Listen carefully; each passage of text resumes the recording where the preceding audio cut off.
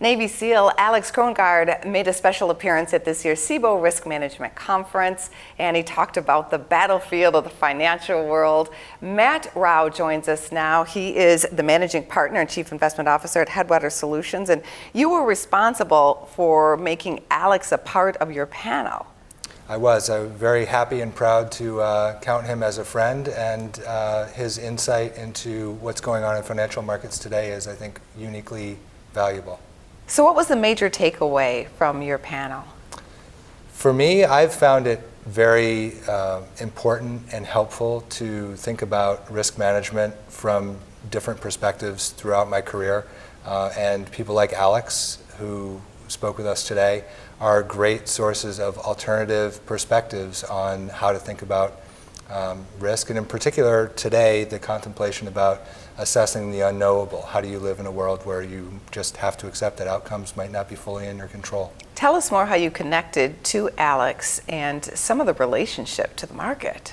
Yeah, so Alex was introduced to us by the Navy SEAL Foundation.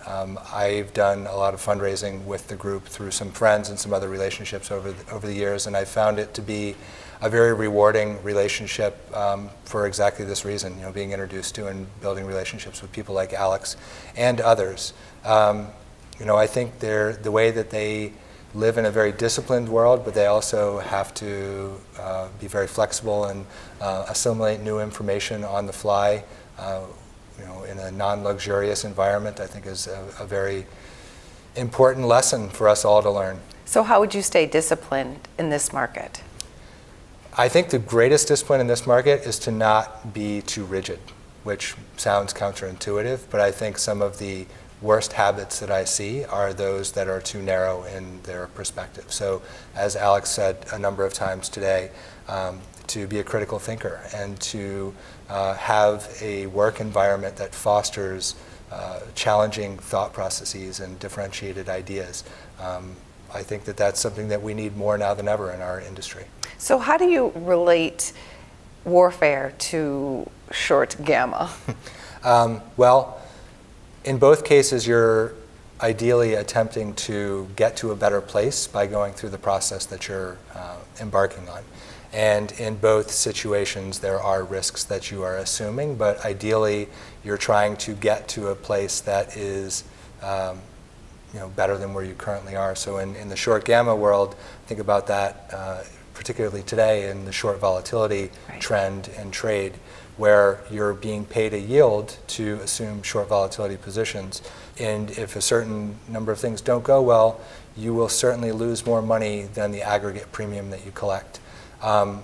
The analogy in the warfare realm is where if a mission seems like the potential losses are far greater than the ground gained on the mission, then maybe somebody should stand up and say that this mission isn't worth embarking on, and or we should rethink the strategy.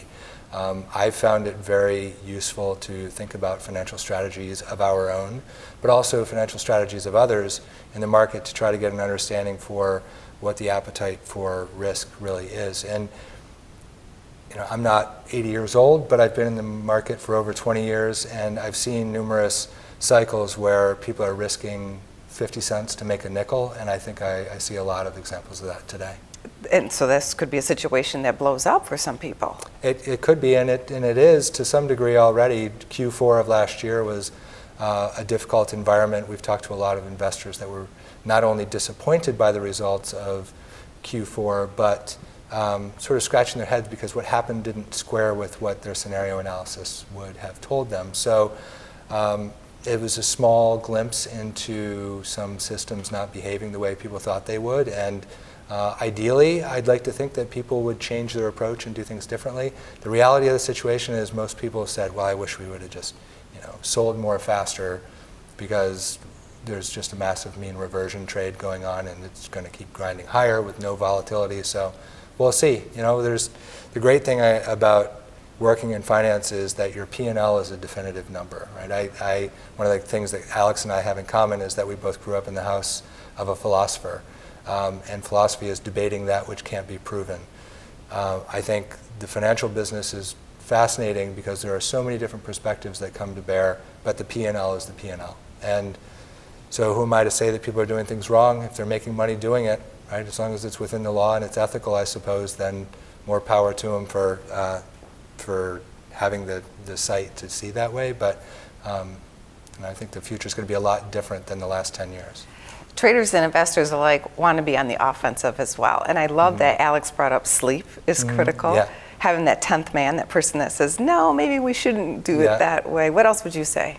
Being able to foster a corporate environment that allows people to speak and contribute clearly is something that's unique these days. I think that if you don't toe the party line and if you're not supporting the aggregate mission of the portfolio or the CIO, that in a lot of cases that's not tolerated. So I think sleep is underappreciated, and I think it's a pretty insightful piece of commentary from somebody like Alex that's top of mind to come out.